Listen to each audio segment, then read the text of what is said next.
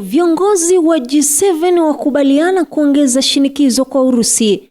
Mtazamaji na mfuatiliaji wa channel hii ya Zaki Digital, ni kusihi tu uendelee kusubscribe, kulike, bila kusahau kushare kila aina ya tukio la kimataifa.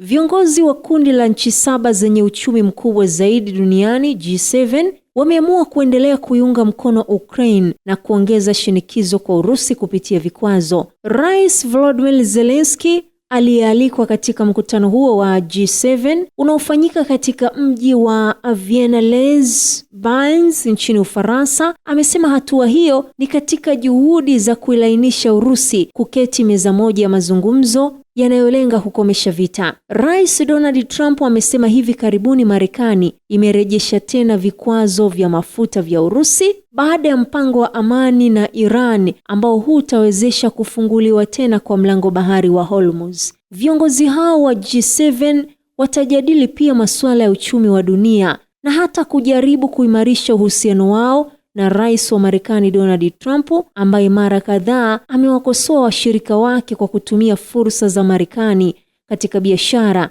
lakini wakashindwa kuisaidia Marekani pale inapohitaji msaada, haswa wakati wa vita vya hivi karibuni kati yake na Iran.